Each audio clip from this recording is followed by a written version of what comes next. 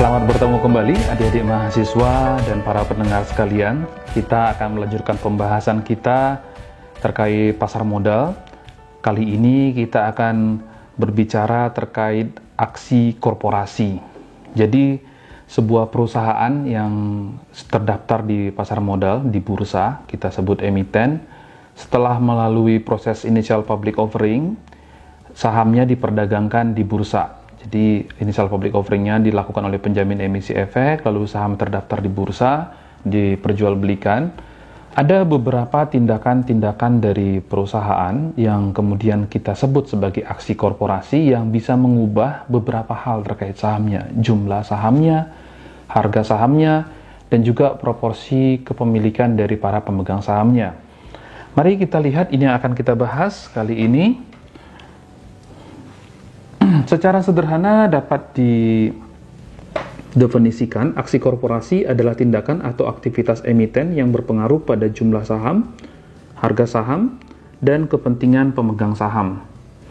Ini yang akan kita bahas, kira-kira begini. Kita akan mulai satu persatu. Aksi korporasi yang paling umum dilakukan adalah RUPS, Rapat Umum Pemegang Saham, merupakan organ atau bagian perseroan tertinggi dengan kewenangan yang tidak diberikan kepada Dewan Direksi maupun komisaris dalam batas yang telah ditentukan oleh undang-undang maupun anggaran dasar. Apa saja kewenangan yang dimiliki oleh RUPS? Ya, hanya RUPS yang memiliki. Ada beberapa yang saya catat. Menyetujui pengajuan permohonan kepailitan, mengubah anggaran dasar, mengangkat dan memberhentikan direksi dan komisaris, menyetujui perpanjangan jangka waktu berdirinya perseroan. Bisa juga terkait persetujuan penggabungan, peleburan, pengakuisisian, ya. Nah, yang kemudian juga kalau misalnya terjadi sampai pembubaran perseroan itu juga harus melalui RUPS. Nah, yang sering juga adalah untuk menentukan besaran bonus yang diberikan kepada direksi dan juga membahas terkait penggunaan laba yang dihasilkan oleh perusahaan. RUPS sendiri itu terdiri dari dua, ada RUPS yang memang rutin, RUPS tahunan yang dilakukan biasanya setelah tutup buku. Nah, kemudian ada juga RUPS yang dilakukan insidental, disebut dengan RUPS luar biasa, ya, dilakukan sewaktu-waktu. Para adik-adik, sebelum pandemi COVID-19, Menteri BUMN sering melakukan RUPS luar biasa untuk mengganti susunan direksi-direksi dari BUMN kita. Mungkin untuk strategi percepatan pengembangan BUMN itu dilakukan. Jadi salah satu hal yang sering dilakukan dalam RUPS luar biasa adalah pergantian direksi. Gitu ya. Kita lanjut kepada aksi korporasi yang berikutnya, yaitu secondary offering. Nah, disebut secondary karena ini adalah lanjutan. Yang pertama adalah initial public offering. Mari kita lihat di screen-nya. Secondary offering adalah penjualan saham lanjutan setelah perusahaan melakukan initial public offering. Nah, yang mau saya garis bawahi adalah secondary offering ini berpotensi membuat dilusi kepemilikan. Apa artinya dilusi kepemilikan? Dilusi kepemilikan adalah misalnya seorang investor memiliki saham 10%, kemudian karena aksi korporasi tertentu, misalnya secondary offering, ini porsinya nurun mungkin tidak terlalu besar dari 10 jadi 9, tapi dalam konteks tertentu misalnya dari kepemilikan 50% ya, 50% lebih sedikit, kalau terjadi dilusi itu bisa turun di bawah 50, tentu bisa terjadi kehilangan pengendalian gitu ya.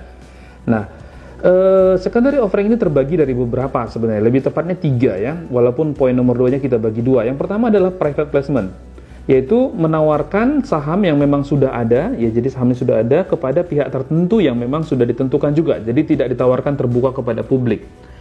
Yang berikutnya, nanti bisa dibaca definisinya, yang berikutnya adalah penawaran terbuka kepada publik. Ini ada 2, yang pertama ditawarkan betul-betul terbuka, tidak didahulukan pihak tertentu, pemegang saham lama tidak didahulukan, itu yang dinamakan penawaran tanpa hak memesan efek terlebih dahulu.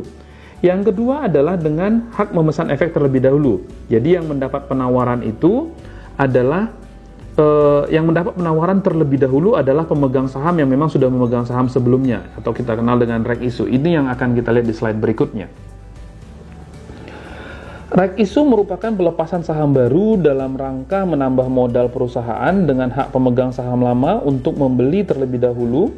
Ya, itu disebut preventive right. Kenapa disebut preventive right?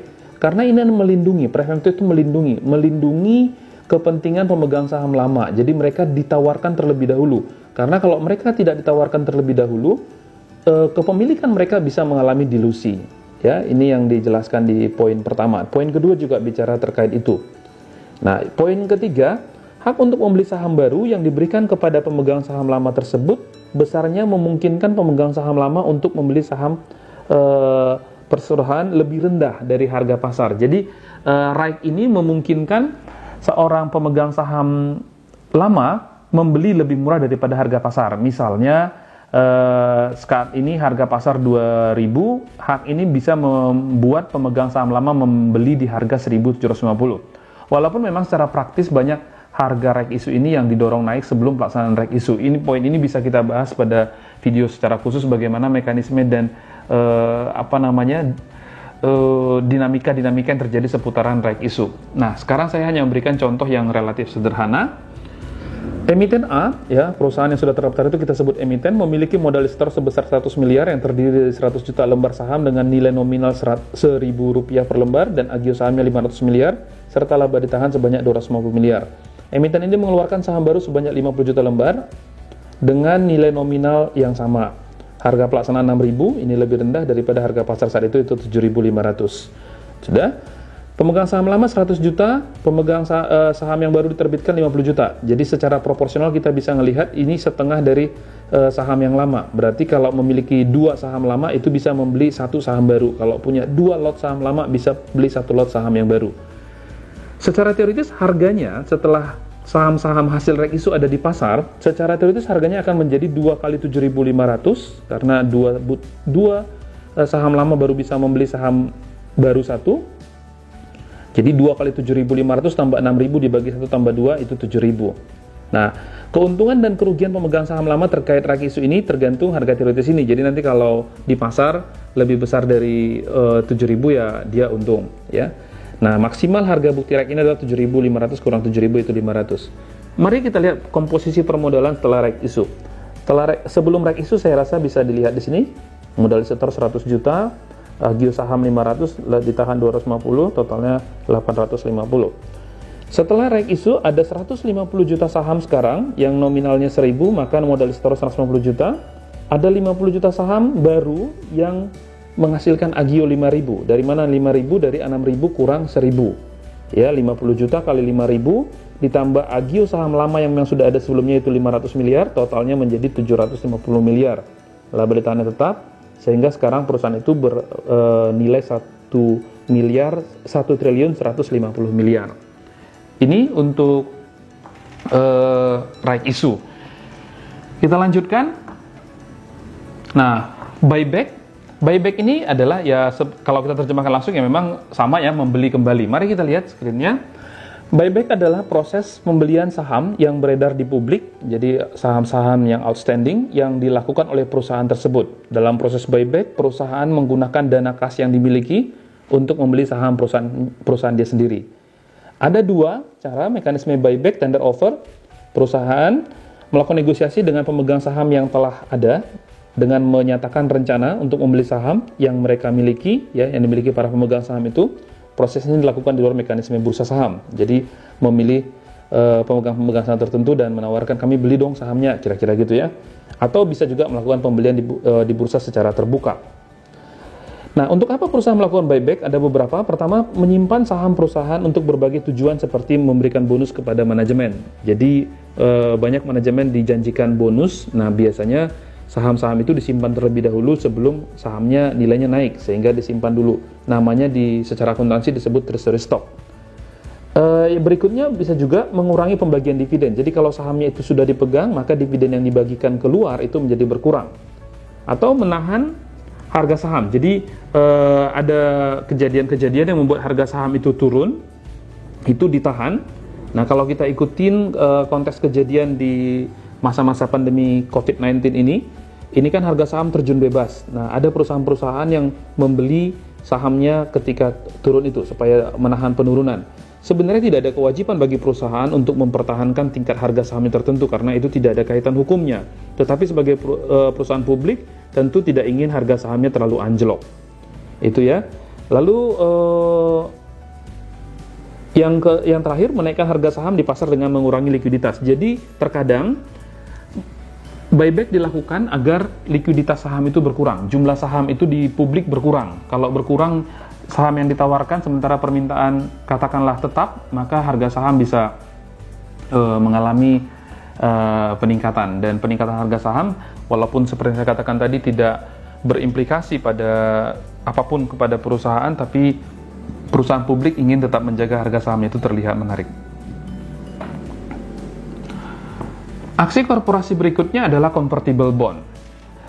Saya menggarisbawahi bahwa convertible bond ini akan kita langsung bedakan dengan waran. Jadi nanti bandingannya adalah waran. Apakah itu convertible bond? Convertible bond atau obligasi konversi adalah obligasi yang dapat ditukarkan dengan saham pada harga konversi yang telah ditetapkan ketika obligasi tersebut dijual.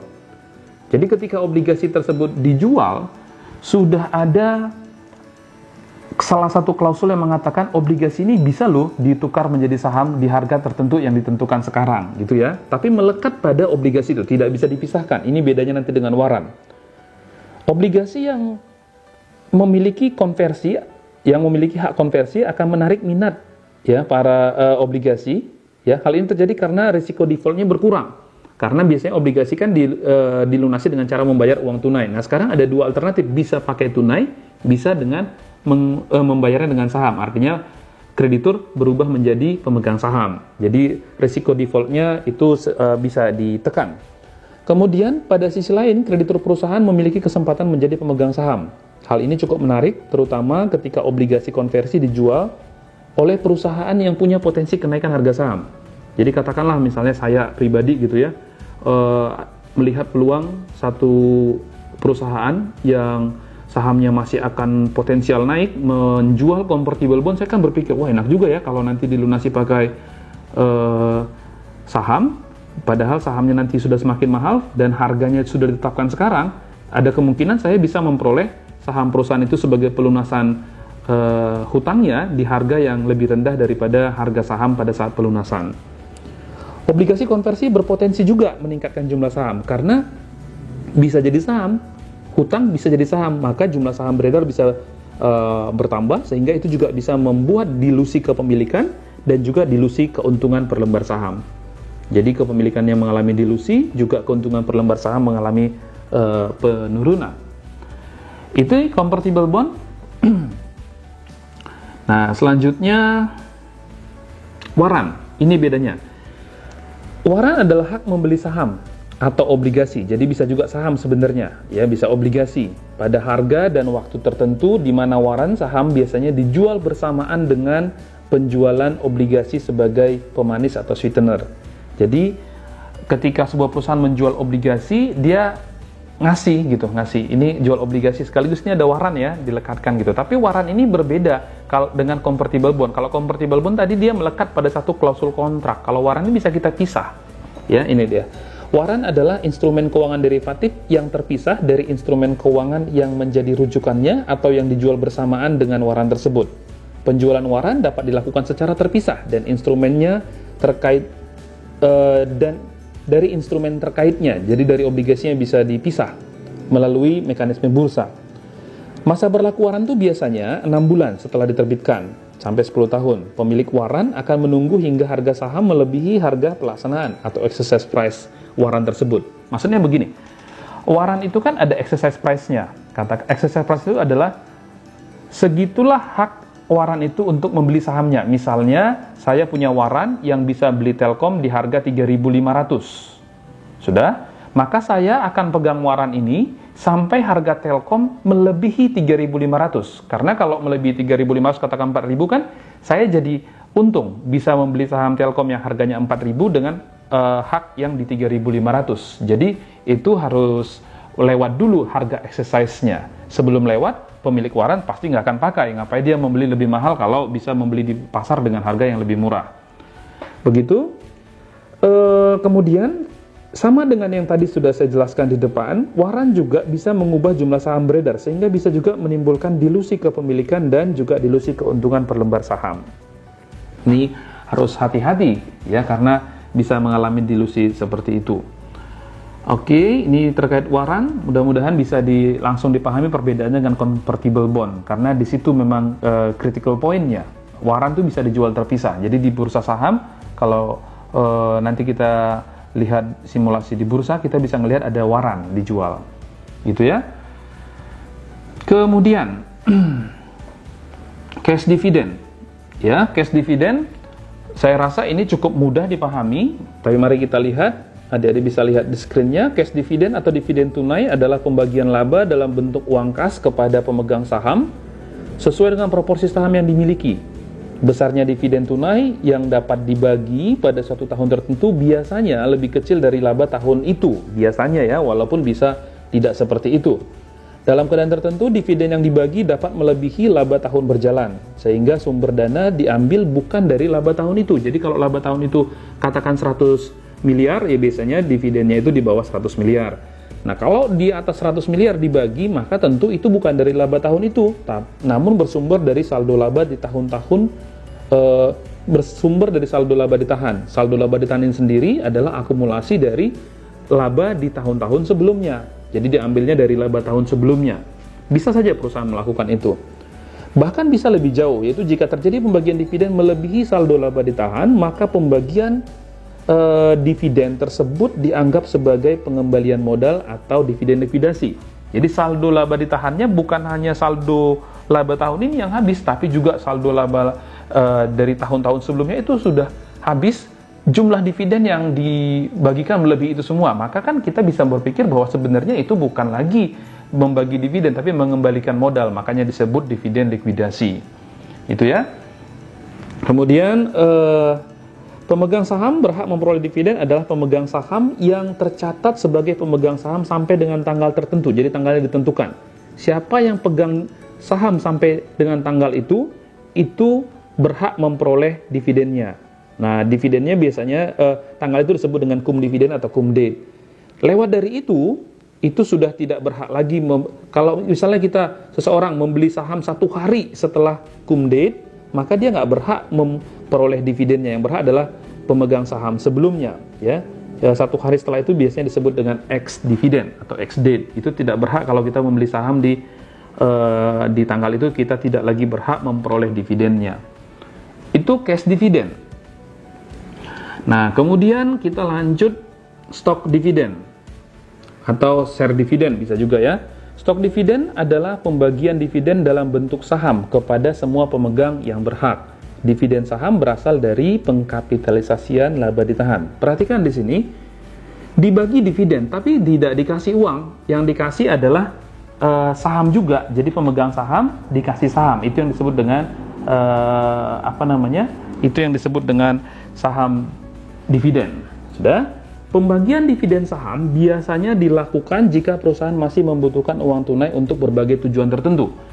Jadi perusahaan daripada kami membagikan uang, sementara kami masih perlu uangnya, misalnya untuk pengembangan perusahaan, kami memilih untuk membagikan saham sebagai dividen. Pertanyaannya adalah apakah ini menambah kekayaan pemegang saham atau mengurangi kekayaan perusahaan karena harus mengalirkan uang kas keluar? Mari kita lihat, pembagian dividen saham akan menaikkan jumlah saham beredar, namun tidak akan mengubah total ekuitas. Jadi perusahaan tidak berubah ekuitasnya, tidak makin kecil. Kalau membagi dividen tunai itu mengecil ekuitasnya karena membagi uang kas. Maupun kekayaan pemegang saham. Pemegang saham pun kekayaannya tidak berubah, jadi tidak bertambah. Ya, karena hanya merealokasi saldo laba ditahan. Jadi ini hanya masalah pembukuan. Saldo laba ditahan diubah menjadi modal disetor. Mari kita lihat contohnya di sini.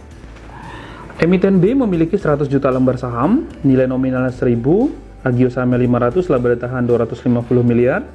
Harga sahamnya 7.500. Perusahaan itu berencana membagikan 10 juta lembar saham dengan nilai nominal 1.000 sama dengan yang tadi. Artinya setiap pemegang 10 lembar saham akan mendapatkan 1 saham sebagai dividen. Mari kita lihat harga teoritisnya saham ini setelah pembagian saham dividen itu adalah 10 kali 7.500 dibagi 10 tambah 1 yaitu 6.818. angka 6.818 ini sebenarnya penurunannya itu proporsional dengan ini poin kedua penjelasannya. Harga pasar saham setelah terjadinya pembagian dividen saham biasanya akan turun sebesar persentase dividen saham yang dibagikan. Jadi dividen saham yang dibagikan 10%, maka ini akan turun sebesar 10%, 7.500 ke 6.818. Nah, mari kita lihat. Secara pembukuan ini, pertanyaannya adalah apakah ini menambah kekayaan pemegang saham atau mengurangi ekuitas perusahaan? Mari kita lihat. Ini sebelum 100 juta lembar dibagi dikali 1.000, 100 miliar, ini yang tadi ya 100 miliar, 500 miliar, 250 miliar, totalnya 850 miliar. Oke. Setelah pembagian dividen, sahamnya di 110 juta kali 1.000, 110 modal disetor, 10 juta kali 6.500 untuk Agio karena dijualnya 7.500 untuk Agionya, tambah 500 miliar yang lama yaitu 565. Nah, ini dari mana diambil? Yang 250 miliar semuanya diambil dari laba ditahan. Jadi laba ditahan yang dikapitalisasi dikurangi 10 miliar untuk modal disetor tadi yang naik 10 miliar dan dikurangi 65 miliar untuk Agio. Ya, Agio digeser ke Agio. Jadi totalnya jadi 175. Ini 65 ya. Salah ketik tadi. Oke, itu untuk stok dividen. Lalu kemudian ada stock split. Stock split itu adalah pemecahan saham, adalah tindakan emiten memecah sahamnya menjadi bagian yang lebih kecil. Dengan pemecahan saham, maka jumlah saham beredar akan bertambah secara signifikan. Ya, jadi kalau dipecah 1 jadi 2 aja pun pasti jumlah saham beredarnya sudah langsung jadi 2 kali lipat. Ya, secara jumlah. Pemecahan saham biasanya dilakukan untuk mendorong likuiditas saham. Ya, hal ini dapat terjadi karena transaksi minimum terkait saham dimaksud menjadi lebih kecil. Misalnya contohnya seperti yang kita lihat waktu nanti membahas indeks, saya ambil contohnya gudang garam, itu harga sahamnya per lembar sudah 40-an ribu. Jadi kalau mau beli 100 lembar saja sebagai syarat minimal 1 lot, itu sudah cukup signifikan jumlahnya. Nah, untuk mendorong itu biasanya dilakukan split agar harga per lembar sahamnya menjadi lebih kecil. Sebagaimana dividen saham, pemecahan saham tidak akan menambah kapitalisasi pasar maupun kekayaan pemegang saham karena bertambahnya jumlah lembar saham juga diikuti terpecahnya saham sehingga harga sahamnya juga menjadi lebih kecil. Ya, itu.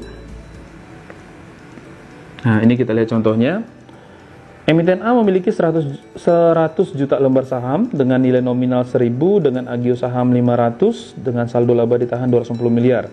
Harga pasar saham sebelum pemecahan adalah 7.500. Perusahaan berencana masing-masing memecah menjadi nominal yang menjadi 500 karena dibagi 2. Ini harga pasar teoritisnya setelah pemecahan ya 1 kali 7.500 dibagi 2, 3.750. Ya, harga pasar saham setelah terjadinya pemecahan saham biasanya sebanding dengan rasio pemecahan itu sendiri. Jadi kalau dipecah 2 bagi 2, pecah 3 bagi 3 gitu ya. Ini komposisi sebelum pemecahan, ini ke komposisi setelah pemecahan. Perubahannya hanya di jumlah lembar saja. Tidak ada yang berubah selain itu. Nah, adik-adik, ini stock split ini cukup sering dilakukan di bursa. Memang tujuannya paling utama adalah untuk mendorong investor-investor retail bisa bermain di saham-saham yang tadinya harga per lembarnya cukup mahal. Ya, seperti saya sempat singgung tadi. Ya, gudang garam itu cukup mahal, 40-an ribu. Itu membuat membelinya relatif mahal sehingga harus dipecah. Itu ya. Kemudian saham bonus ini juga sebenarnya mirip ya, seperti itu juga semuanya. Saham bonus adalah saham baru yang dibagikan secara gratis kepada semua pemegang saham yang berhak yang berasal dari kapitalisasi agio saham. Jadi kalau tadi yang dikapitalisasi adalah laba ditahan, ini agio saham, kelebihan modal disetor itu dikapitalisasi menjadi modal disetor. Sama halnya dengan pemecahan saham, pembagian saham bonus bertujuan untuk meningkatkan likuiditas, jadi menurunkan harga. Nah, misalnya kita lihat contohnya ini. Berikut ini ilustrasi pemberian saham bonus 1:2, yang berarti setiap 1 lembar saham memperoleh 2 lembar saham baru. Ini komposisi modal yang lama. Nah, ini yang baru jadi 300 juta lembar kali 1.000. Nah, ini dari mana diambil ya? Ini kan jadi 300 juta dikasih nilai nominal tetap 1000. Ini kan naik 200 juta dari 100 menjadi 300. Dari mana diambil? Yang ini dikurangi agio saham dari 500 menjadi 300. Jadi totalnya 850 tidak mengalami perubahan sama sekali. Ini kalau dia saham bonus. Kemudian yang terakhir, debt equity swap. Ini sebenarnya mirip dengan convertible bond, tapi kalau convertible bond kan di awal sudah ditentukan ini bisa dirubah menjadi saham gitu ya, artinya pelunasannya pakai saham. Kalau ini tidak, di awal tidak dibicarakan, tetapi kemudian bisa dibayar pakai saham karena memang perusahaan melakukan negosiasi. Ya, debt equity swap adalah menukarkan status pinjaman perusahaan menjadi modal perusahaan. Jadi kreditur menjadi pemegang saham. Harga saham yang dijadikan dasar untuk mengkonversi pelunasan pinjaman ditentukan dalam negosiasi. Ya, tindakan ini biasanya dilakukan jika perusahaan tidak memiliki alternatif pendanaan untuk melunasi hutangnya. Ya, jadi biasanya yang kesulitan keuangan dilakukan dengan cara ini. Ini kira-kira adik-adik yang aksi-aksi korporasi. Masih ada beberapa aksi korporasi yang tidak kita bahas. Nah, ini juga kebanyakan sekilas, misalnya terkait convertible bond, terkait right issue, ini bisa kita bahas jauh lebih detail dan dalam. Saya akan coba nanti mencari waktu untuk menyusun video terkait itu, ya. Apalagi convertible bond itu bisa menimbulkan dilusi yang cukup tajam tidak tajam sih ya, tapi cukup sering dibicarakan. Dilusi earning per share-nya itu cukup berdampak karena dia bisa tidak disadari, artinya waktu terbit kan convertible bond-nya dia mengandung potensi sejumlah lembar saham baru. Nah, waktu itu kan itu tidak bisa dicatat sebagai di akuntansi secara langsung menjadi saham yang baru, padahal di tingkat tertentu kepastiannya menjadi saham mungkin cukup tinggi. Nah, ini detail-detail yang sebenarnya bisa kita bahas cukup dalam satu video khusus untuk convertible bond. Right issue juga demikian. Right issue itu harga hak itu menjadi sesuatu yang menarik untuk dibahas. Tadi saya sederhanakan saja hanya tujuan untuk pendefinisian. Tapi right issue sendiri adalah satu hal yang kompleks. Begitu saya rasa, adik-adik silahkan dilengkapi materi ini dengan juga membaca textbook, juga membaca sumber-sumber lain, sumber-sumber di internet, atau juga mendengarkan video-video yang lain. Saya rasa demikian. Nanti kita akan sambung dengan video terkait mekanisme perdagangan di bursa, terutama dalam konteks saat ini pandemi COVID-19 mengubah beberapa hal di bursa kita. Bukan hanya harga saham yang turun cukup dalam, tetapi juga ada perubahan di sesi-sesi perdagangan. Saya rasa demikian yang bisa saya sampaikan. Tetap jaga kesehatan dan tetap saling dukung untuk bisa melokalisir pandemi COVID-19. Demikian, sampai ketemu di materi-materi berikutnya.